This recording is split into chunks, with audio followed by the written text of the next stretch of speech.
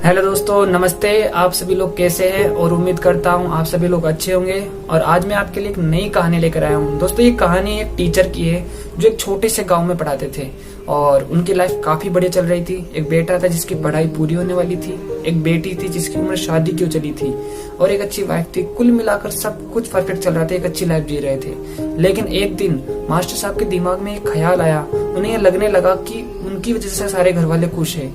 मैं हूँ तो ये सब जी रहे हैं, वरना ये सब लोग तबाह हो जाएंगे, बर्बाद हो जाएंगे, इनकी जिंदगी बर्बाद हो जाएगी। और ये ख्याल धीरे धीरे कब घमंड में बदल गया मास्टर साहब को पता ही नहीं चला।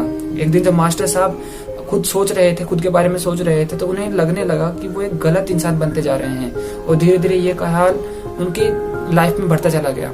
पर एक दिन जब गांव में एक महात्मा जी आए, उनका प्रवचन हुआ और जब प्रवचन सुनने के लिए पहुंचे तो इत्तेफाक से जो प्रवचन का टॉपिक था वो घमंडी था। महात्मा जी बता रहे थे कि लाइफ में किसी को भी घमंड नहीं करना चाहिए।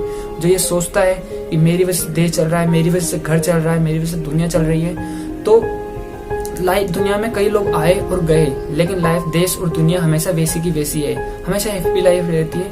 कई बार मुश्किलें आती है, लेकिन हमें ये नहीं सोचना चाहिए। महात्मा जी का प्रवचन पूरा हुआ तो ये मास्टर साहब महात्मा जी के पास पहुंचे और महात्मा जी से कहा कि मुझे महात्मा जी आपका प्रवचन बड़ा अच्छा लगा, लेकिन इत्तेफाक से वही है जिसके लिए मैं परेशान हो रहा हूँ। मुझे ऐसा लगने लगा है कि मैं घमंडी होता जा रहा हूँ। और तब महाराज ने पूछा कि क्या बात है, क्या सवाल है, पूछो। तब मास्टर साहब ने कहा कि मुझे ऐसा लगता है कि मेरी वजह से मेरे घर वाले खुश है, मेरी वजह से वो जी रहे हैं। अगर मैं चला गया तो वो तबाह हो जाएंगे, बर्बाद हो जाएंगे। तब महाराज ने कहा कि तुम्हारे घमंड का बहुत ही इजी सॉल्यूशन है। तुम ऐसा करो, 2 साल के लिए गांव छोड़कर शहर चले जाओ और वहां जाकर नौकरी कर लो। तब मास्टर साहब बोले, ऐसे तुम मेरे घर वाले परेशान हो जाएंगे। तब महाराज ने कहा कि उसकी चिंता मत करो, वो सब मैं ठीक कर दूंगा। तब मास्टर साहब ने महाराज की बात सुनकर चले गए। अगले दिन महाराज ने पूरे गांव में ये खबर फैला दी कि उनके आश्रम में एक शेर आ गया जो हमारे एक भक्त को उठा ले गया, जिसकी मौत हो गई। और वो भक्त था जो टीचर था। जब ये बात मास्टर साहब के घर तक पहुंची तो उनके घर वाले काफी परेशान हुए, दुखों को पहाड़ टूट पड़ा, सारा गांव परेशान हुआ। लेकिन सभी गांव वाले ने उनके परिवार को दिलासा दिया और कहा कि हम सब लोग ठीक कर देंगे, सब कुछ ठीक कर देंगे। और जब सभी गांव वाले ने पैसे जोड़कर जो मास्टर साहब की बेटी थी उसकी शादी की, मास्टर साहब की बेटी की शादी बड़े धूमधाम से। और जो बेटा था उसको सेठ ने नौकरी दी थी, और जो बेटा था वो एग्जाम की तैयारी कर रहा था तो उसकी भी सरकारी नौकरी लग गई। 2 साल में सब कुछ वैसा ही हो गया जैसे पहले था।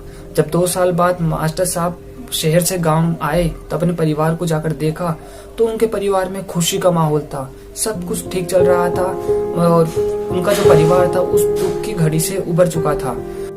तब मास्टर साहब को ये समझ में आ गया कि दुनिया में किसी के होने से कोई फर्क नहीं पड़ता, किसी के बोलने से, करने से काम नहीं चलता।